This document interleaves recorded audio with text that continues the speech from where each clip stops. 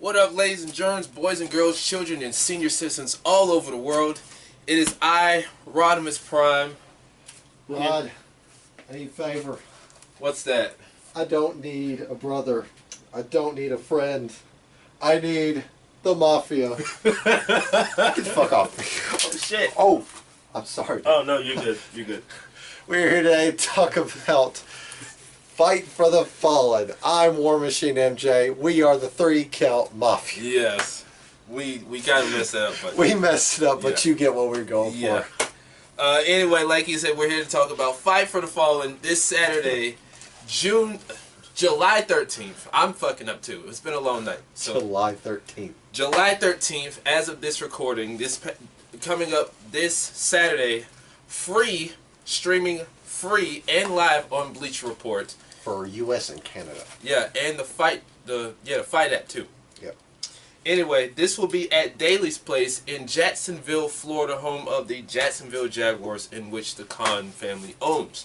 Now, I think they said half the door profits, like ticket sales and all that, are going to go to victims of gun violence. Which is great. Yeah, because I think it was 2 or 3 years ago, the shooting that took place at the Madden tournament. Yeah, something like that. Yeah, it happened in Jacksonville, Florida. In one of the buildings the Khan family owned, or not too far from it. Yeah. I think it was near the Jaguar Stadium. Yeah. Anyway, but yeah. Funds are going to go proceed that. It's very charitable cause. Yeah, and a worthy cause at that, because in today's day and age, we've seen way too much gun violence, whether it's in Florida, here in Alabama, wherever. Around the world, we've seen way too much gun violence, and if I can speak for all of us, it just needs to stop. Yeah. So anyway, let's just go ahead and run down the card as of this recording. There are 7 matches on this card. From the last time I saw, there are 2 pre-show matches of the 7. First, we will have Sonny Kiss taking on Peter Avalon. The librarian. The librarian. The librarian. He will also be joined by the other librarian. Leva Bates. This should be a fun match. I don't think some people will not enjoy this match. I'm pretty sure Jim Cornette will have a stroke talking about this as when he reviews Fight for the Fallen. Which of these two does he hate the most? I don't think he likes the librarian gimmick. I mean, I don't really know how he... Well, there was some controversy when he talked about Sonny Kiss when he was reviewing Double or Nothing. Yeah. Because of some things that he said, in which I won't talk about, but... Oh, he went slurs? I can't remember, but it was a lot of controversy around that. And Sami Callihan chimed in and stuff like that. Anyway... Shame on you, corny, because Sonny Kiss is great. Yeah, he is. Anyway, I'm taking Sonny Kiss. Mainstream's also taking Sonny Kiss. You know what? I'm willing to lose out on points for this one. I'll take Peter Avalon. I think Leva Bates is going to help him do something sneaky. Okay. So by hook or by crook? By hook or by crook, yeah. Okay.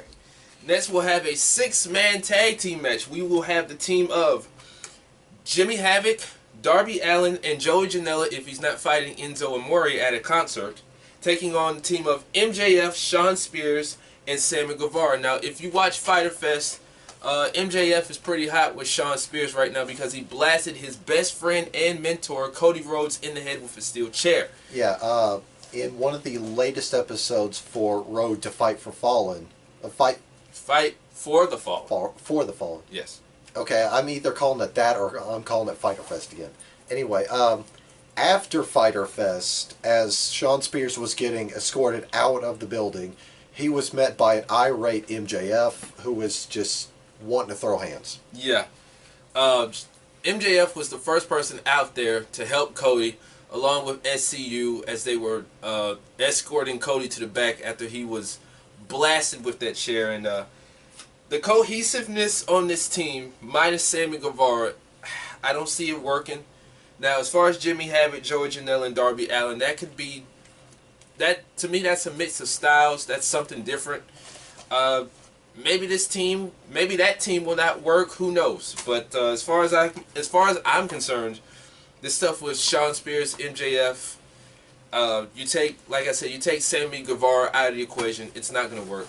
So all that being said, I'm going to take Jimmy Havoc, Darby Allin, and Joey Janela. The hardcore guys.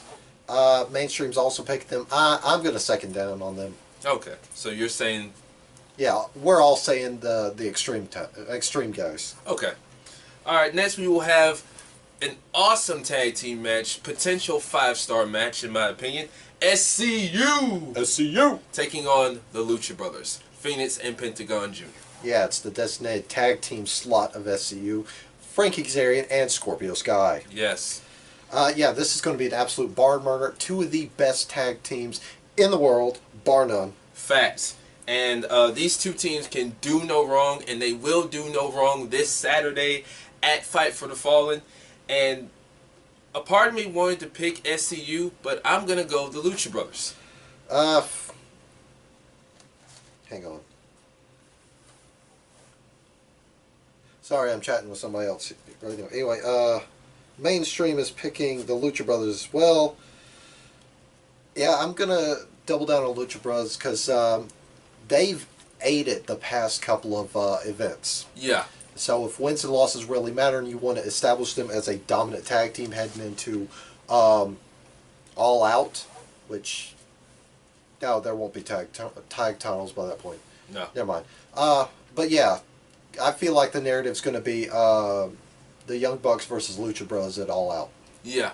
I mean, how many times can these two not put on a classic match? Yeah, so all of us are going to go Lucha Brothers. Next, we will have Hangman Adam Page, or as MJF likes to call him, Seabiscuit, taking on Kip Sabian. Now, this match came about from Fyter Fest when they had the Fatal 4-Way between Adam Page, MJF, Jungle Boy, and Jimmy Havoc. The winner would get to face Kip Sabian at Fight for the Fallen. Yes. Adam Hangman Page, I'm just going to go on the limits. You're just going to call him that? Adam Hangman Page? Yeah. It's easier to call him Hangman Page. Oh, well, yeah. Hangman Page, he's got this momentum going. He's got this momentum going for him heading into All Out for his championship match against Chris Jericho. And Kip Sabian, he's very good in his own right, but I don't see him picking up the W. I'm taking the Hangman. There's no way you can break that momentum as he heads into All Out next month. Yeah, we're going to pick Hangman because, you know, he's number one contender, or a number one contender for the first title. Yeah. Next, we will have a women's match. I can't wait to see what that women's title is going to look like. It's going to be great. Aren't they going to present that at All Out? Yes, because they announced the main belt at Double or Nothing, the women's belt at All Out, and then the tag straps on TV. Yeah. Anyway, Brandy Rose will take on Allie. Now, this has been brewing for at least a year, I think.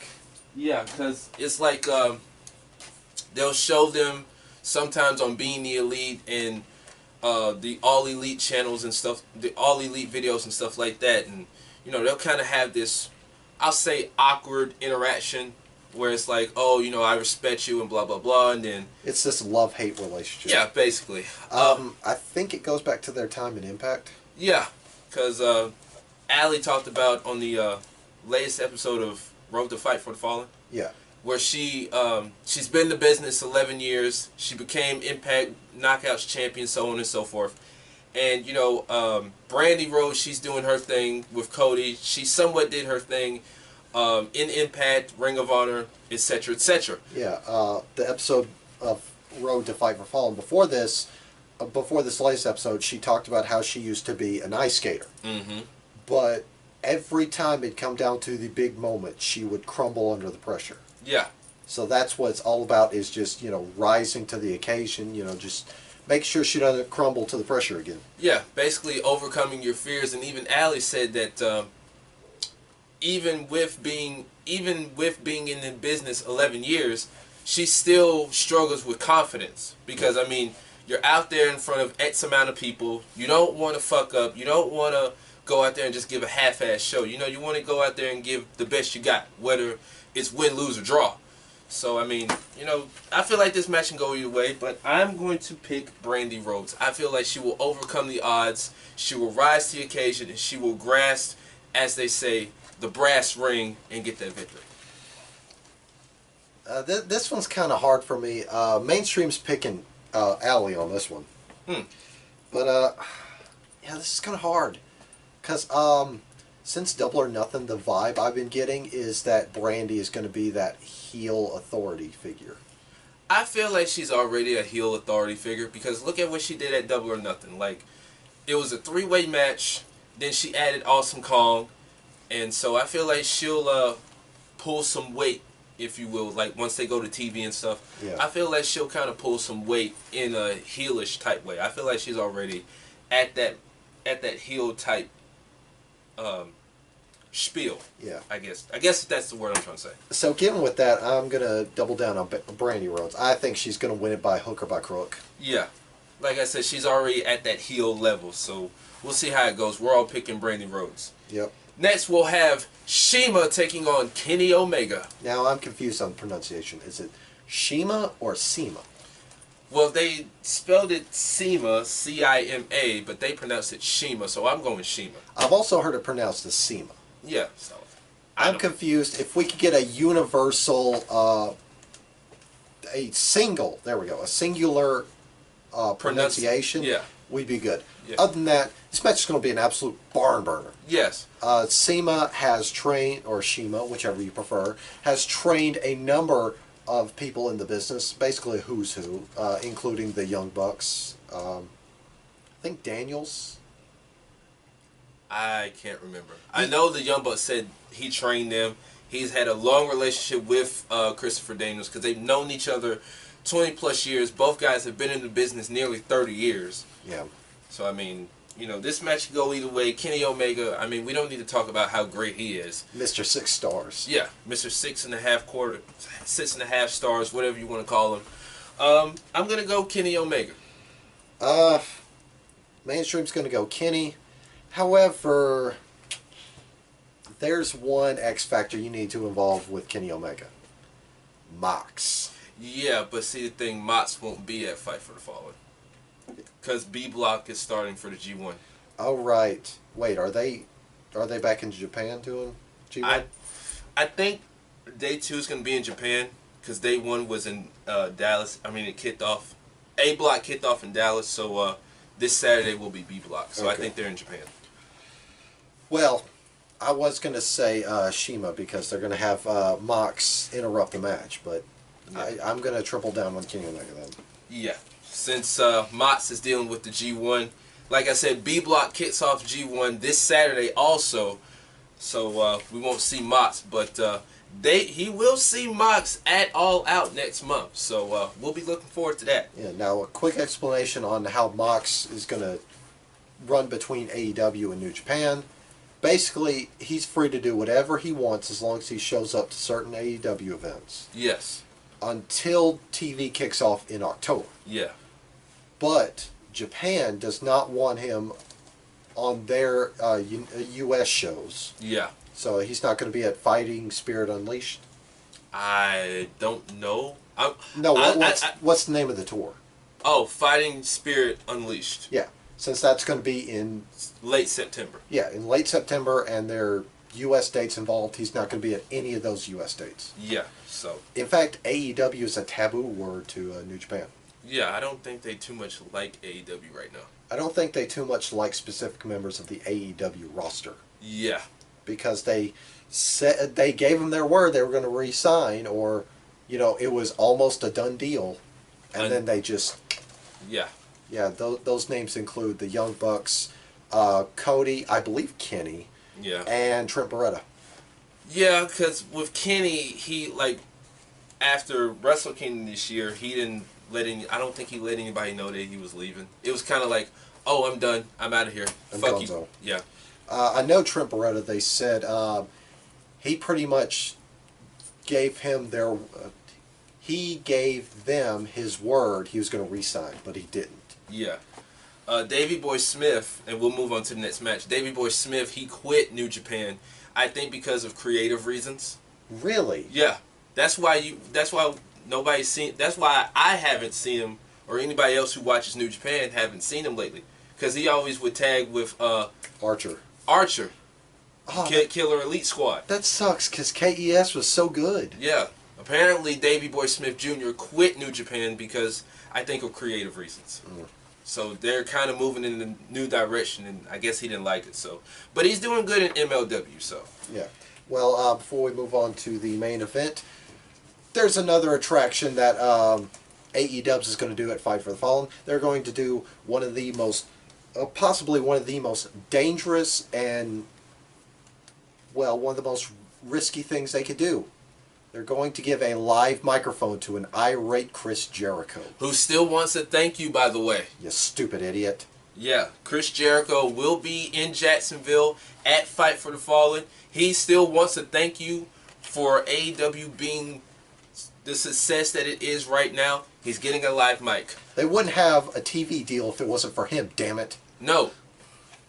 So yeah, Chris Jericho, he's going to have a lot to say. Yeah.